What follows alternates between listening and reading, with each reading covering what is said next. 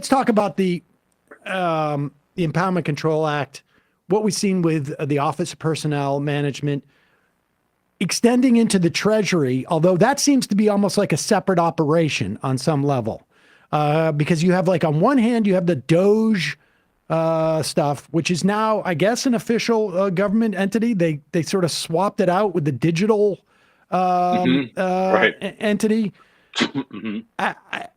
It's unclear to me, like, what authority they have, but let's start with this Treasury story, because this, I think, is, I mean, what are they doing? It looks like Elon Musk and his allies were, they were sitting around. They're like, how does the money actually go, from Congress, to the executive, and then wind up having been spent? Like, what are the precise mechanisms for that? And then eventually it goes through Treasury, and it's a very technical system, just a very technical process. Like, OMB will say, okay, this is the amount of money that's going to go out, and then the Department of Energy will say, all right, here's the money we're sending out, to subsidize this nuclear power plant or whatever. And so, clearly what happened is Musk's people were like, okay, what happens next? Like, who's writing the check? Like, who's pressing the buttons? What accounts are going from there to there? And they wanted intimate access inside those rooms and to watch those money flows. And as Jeff Stein at the Washington Post scooped, the guy who's been kind of there since 1989 was like, no, you guys are not coming in here. Like, think like the bureaucrats in Ghostbusters, like, get out of here. Like, this, you don't come anywhere near this. You don't know what you're going to do. You don't know what you're going to unleash. Actually, it was the reverse. The bureaucrats were the bad guys in Ghostbusters. And so he's resigning in protest over this. So, what damage could Elon Musk and his crew do if they go in there and start pressing these buttons and trying to get their hands on it? We did a piece a couple months ago before the election about Elon Musk's America Inc. He, like, the name of his, he's got this group called America Inc. It's a great piece that I would suggest people go find, that predicted that what Musk really wanted was to hoover up as much data and information as possible about the very precise mechanics of how federal spending works, to basically get choke points around it.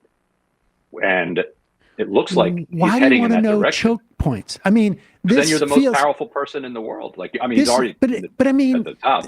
Like, this feels like I'm going into, I don't know, some mid-sized business. There's somebody sitting in an office who just literally writes the checks, put them in an envelope, and I'm going in there and I'm going, like, I'm looking around and saying, like, oh, so this is the printer you use? Oh, yeah. Is this your email address? Oh, why don't you step out for half an hour? And can you imagine what you could do with that? Yeah. I mean, this just seems like there's the idea that there's efficiencies to be made in that office seems so small bore. Like, somebody's been there for 35 years. They've got it down, right? Like, I mean, we've got it down. I'm sure the checks are going out. Like, say what you want about the government. We don't hear of, like, somebody saying, to the extent the checks aren't going out, it's a function of what of basically what the administration just did. Yeah. But there's the amount of dollars associated with the efficiency. Like, I checked around here, and you're paying $2.99 for these things. I can get them for you for $2.85. Like, there's just not margins here. The only reason why you would want access to that is if you wanted to purposely fuck up the process, the sort of, like, rubber meeting the road process of the government. And the Russell Vought stuff is sort of like one level up of, like, we're going to screw with the engine, we're going to screw with the fuel injection, we're going to mess with the brakes. But this is, like, literally, tires on the road. And also, this guy's wealth depends on federal contracting. Yep. It's truly incredible. It's not just ideological or political. Like, his entire commercial enterprise is reliant on federal contracts to SpaceX, across the board, and aside from all the investments he's got in China. And so what is, imagine you're like competing against him as a federal contractor now. Mm-hmm. Like, you're also bidding for these different services. This guy's not just in the Oval Office, he's in the bowels of the Treasury Department.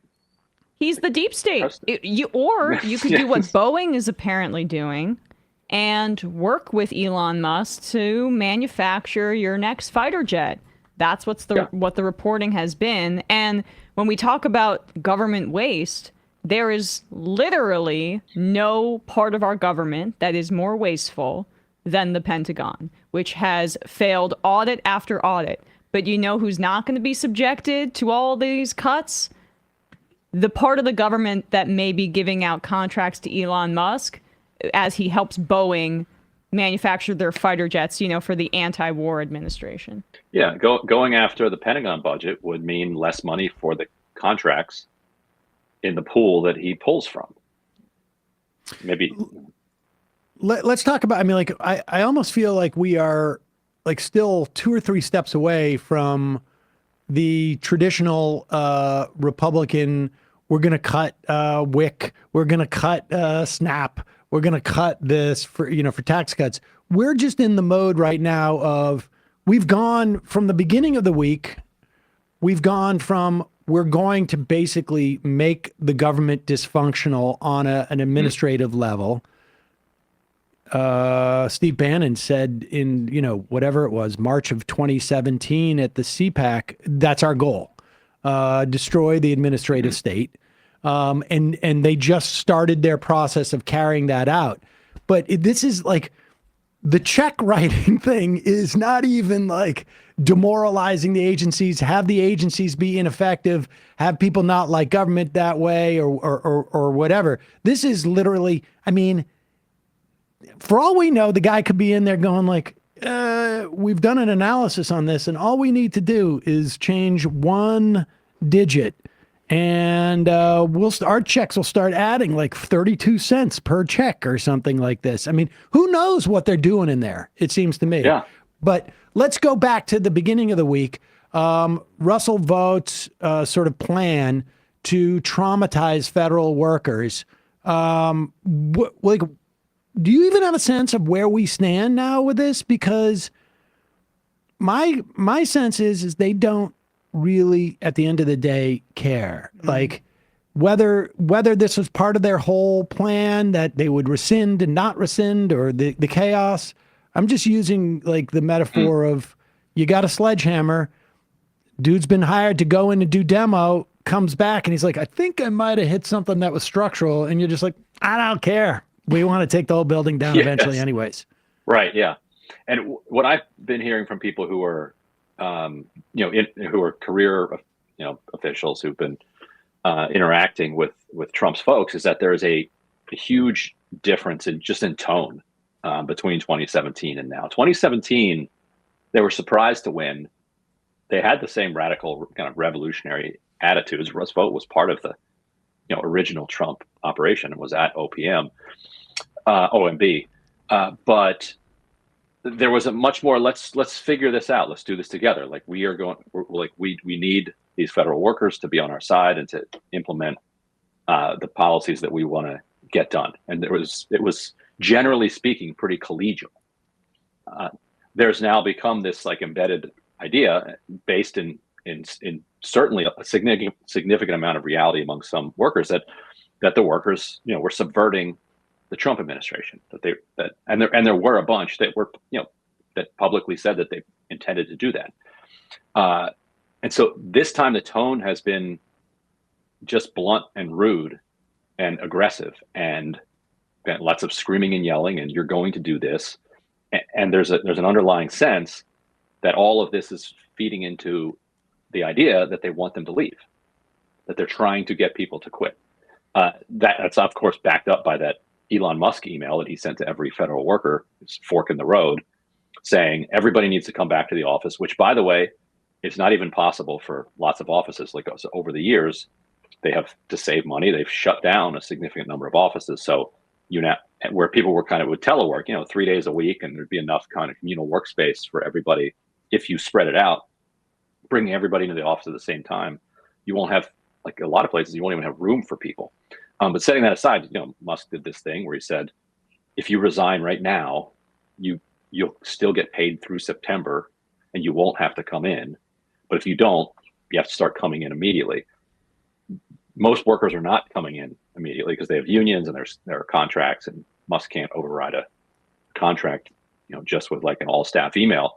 But clearly the design here is to just create chaos and misery and get enough people to just quit, so that if it's a position that they feel like they need filled, they backfill it with somebody from their Project 2025 resume list. And if they don't need it filled, then they just leave it empty. I mean, this is like, and we were around during this. This feels like the CPA, the Coalition Provisional Authority, right? Heritage Foundation. Except for the difference is that they thought we're going to be creating a Milton Friedman paradise in Iraq, and here again, they have a very simple agenda. I mean, when you do a blanket buyout, essentially, which is what they're offering for anybody in the federal government, there's no strategic downsizing here. There's no, like, we're only keeping the most efficient and important people. You're just basically blanket. If we get people out of the federal government, mission accomplished. It doesn't matter who it is. And so this is clearly just, we're taking a wrecking ball. There's no surgical, stuff here. There's no plan to make the government more efficient. There's only a plan to make it, to destroy it, really, it seems like. Yeah, because then then you have to privatize the things that you actually do need to get done. Like, oh, wow, look at this. The government can't really function anymore. Checks aren't even going out. Right. People are angry. Well, let's get that's why he's going in there. Because he wants to set up a system that will do what the American government does in terms of issuing checks, and destroy ultimately the government's ability to do it. And then all of a sudden his business is right there, and then bingo. I mean, what was his original money that he made at PayPal? And what did they figure out? If you sit in the middle of streams of money flows with your cup out, just pouring it into your bucket constantly, you will become a billionaire and one of the richest people in the world. So yeah, if you can get a private PayPal in there and just sit there and put just like an office space, you put a little, just take a few pennies on every transaction. They've seen what a few pennies through kind of controlling all the private flows of money can do. If you can get yourself in the middle of the public flows of money, then the sky's the limit. It feels like Musk is really taking the Javier Milei model to heart for the United States government. Basically, an anarcho-capitalist vision, gut the administrative state, put the country through a series of shocks, to borrow from the great Naomi Klein. And that creates opportunity for guys like Musk, but there really is no one like him at the end of the day, because he's the wealthiest guy on the planet. As he goes to speak at a rally in Germany for a far-right party that most of the mainstream parties in Germany is barred from working with because they engage in light Holocaust denial, even though for the most part that's illegal in Germany. And he gives a speech there. He's feeling himself. He's expanding these ideas globally. Like, he's trying to interfere in the UK elections and now in Germany. And then you have the right-wing party in Germany basically starting to echo the AfD's rhetoric on immigration because they're so scared of Musk coming in and funding them, and then they become obsolete. He's trying to do this all across the world. Yeah, I'm starting to wonder if Elon Musk is a more dangerous figure than Donald Trump even, which I didn't think was possible beforehand. But he seemed like Trump, not only is he term limited, never really seemed to have exactly a vision.